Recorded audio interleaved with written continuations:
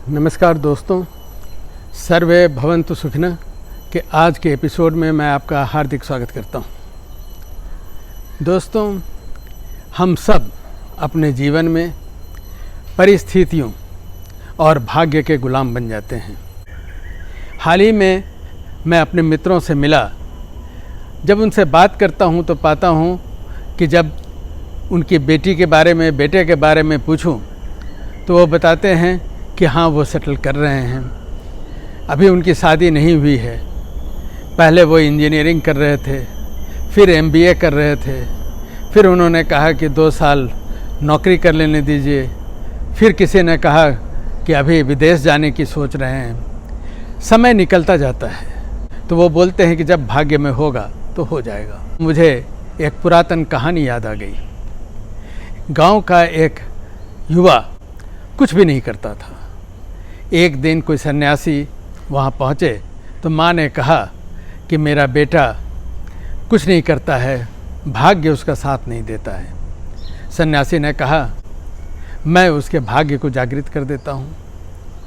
सन्यासी ने कहा कि एक दूर पर्वत, तुम वहाँ चले जाओ, तुम्हारा भाग्य वहाँ सोया हुआ है, और जब तुम वहाँ जाओगे तो तुम्हारा भाग्य स्वयं जागृत हो जाएगा।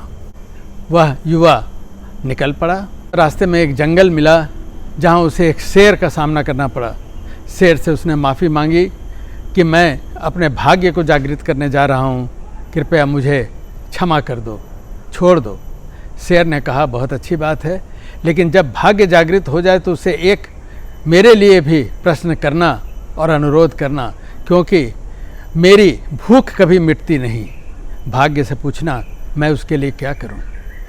आगे बढ़ा, एक गांव में एक रात रुका तो किसान ने कहा कि मेरे पास ज़मीन भी है, लेकिन इतना कुछ मैं कमा नहीं पाता कि ठीक से जीवन यापन कर सकूं, और एक बेटी भी है। जब तुम भाग्य के पास जाओ तो उससे पूछना कि मेरे लिए क्या उपाय है, मेरा भाग्य कब जागृत होगा। फिर आगे बढ़ा तो एक राज्य के सिपाहियों ने उसे पकड़ लिया, राजा के सामने ले गया।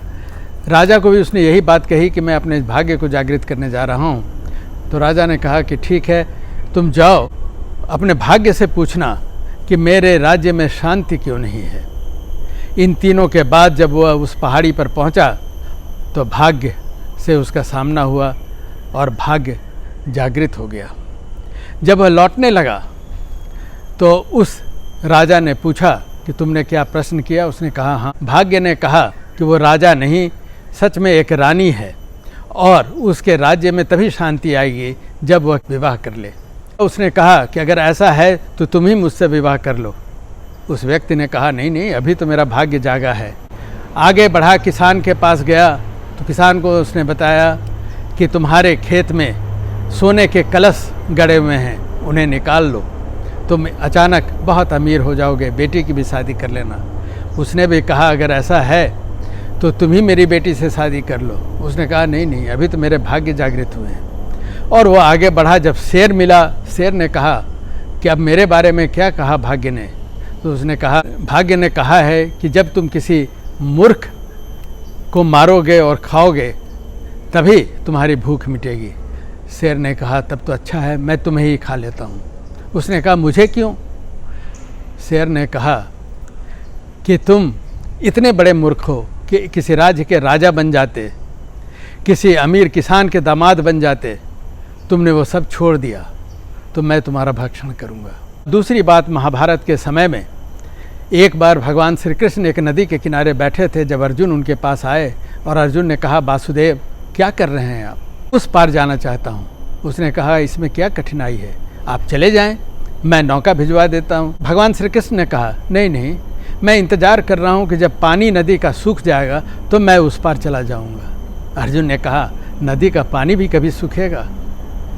दोस्तों, अब आप समझ गए होंगे कि अवसर उसी का होता है जो अवसर की पहचान कर सकता है। भाग्य उसी का होता है जो भाग्य की पहचान कर सकता है। अगर आप यूं ही भाग्य की चिंता करते रहें और बैठे रहें, अवसर की चिंता करें और बैठे रहें, तो जीवन आपके हाथ से निकल जाता है। इस अंक में इतना ही। नमस्कार।